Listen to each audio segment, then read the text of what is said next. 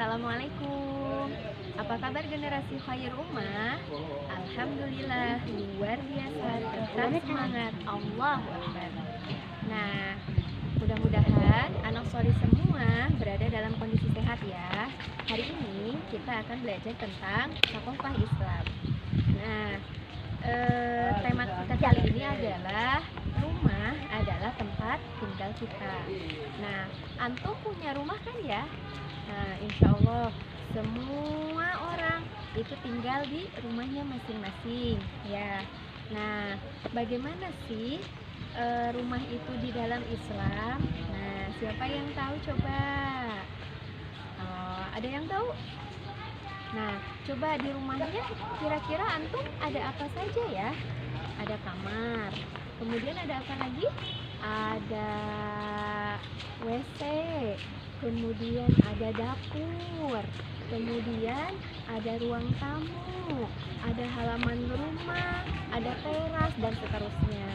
Nah, di dalam Islam, rumah itu yang pertama, ya, rumah itu tidak boleh terlalu megah anak solih. Jadi, kalau antum punya rumah, sesuai dengan kebutuhan kita. Kalau misalnya kita anggota keluarganya banyak, nah rumahnya boleh besar, kamarnya banyak, boleh, karena anggota keluarga kita banyak. Tapi kalau misalnya anggota keluarga kita hanya sedikit, nah rumah kita baiknya tidak terlalu besar, tapi cukup untuk kita tinggali. Yang kedua, anak solih, rumah di dalam Islam itu harus punya sirkulasi udara. Artinya di rumah antum harus punya jendela. Nah, ada jendela nggak di rumah antum? Ada ya. Kemudian ada pintu ya. Nah, kalau jendela itu gunanya agar udara yang segar dari luar bisa masuk ke dalam rumah. Jadi di rumah tidak bau ya, karena udara segar bisa masuk ke dalam rumah. Yang ketiga, syarat rumah di dalam Islam, jika antum punya rumah, baiknya rumah itu menghadapnya ke kiblat ya. Nah, kan kita sholat menghadap ke kiblat ya. Nah, rumah juga sebaiknya menghadap ke kiblat. Kemudian syarat rumah yang keempat itu, di dalam rumah kita itu tidak boleh ada patung-patung anak solih. Tidak boleh juga ada lukisan dari makhluk hidup. Nah, kemudian yang kelima, syarat rumah di dalam Islam adalah ketika anggota keluarga antum ada yang sudah balik, berarti sudah SMP ya, SMP atau SMA, maka kamarnya harus terpisah. Tidak boleh kita tidur di satu kamar dengan saudara kita yang sudah balik. Jadi diusahakan kita punya kamar masing-masing. Nah, kemudian syarat yang keenam ya. Nah, baiknya di dalam Islam, di dalam rumah itu atau di luar rumah ada pohon. Jadi kita nanam pohon ya.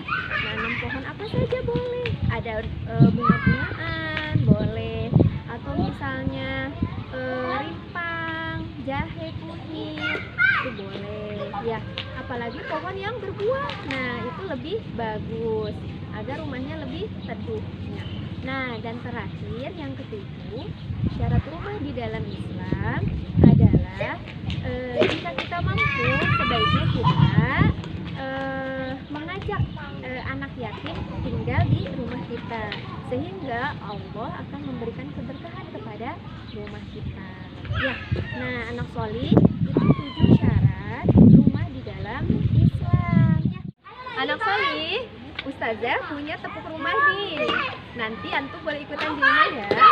Tepuk rumah. Ada pintu, ada jendela, ada atap, ada lantai, ada dinding, rumah bersih, jadi nyaman. Nah, gitu ya. Rumah Rasulullah anak solih itu sangat sederhana. Lantainya hanya beralaskan tanah liat. Tahu ya, tanah, bukan tanah liat, maaf, tanah, hanya beralaskan tanah saja. Kemudian dinding rumah Rasulullah itu terbuat dari tanah liat, anak solih. Masih terlihat tanah liat dan bebatuannya. Kemudian juga atapnya, atap rumah Rasulullah itu terbuat dari daun pelepah kurma, dan itu tidak semuanya tertutup, anak solih. Ada sebagian atap rumahnya yang terbuka. Perabot rumah tangga pun yang dimiliki oleh Rasulullah hanya sedikit, tidak terlalu banyak, sesuai dengan kebutuhan saja. Nah, itu gambaran rumah Rasulullah. Bahkan ukuran rumah Rasulullah tidak terlalu besar, anak solih, hanya kecil saja ukuran rumah Rasulullah. Hanya terdiri dari kamar dan ruang tamu saja. Nah, itu ya anak solih ya. Nah, dengan kita tahu syarat-syarat rumah di dalam Islam, nah, jadi kita nambah pengetahuannya. Mudah-mudahan rumah kita juga bisa menjadi rumah yang diberkahi oleh Allah.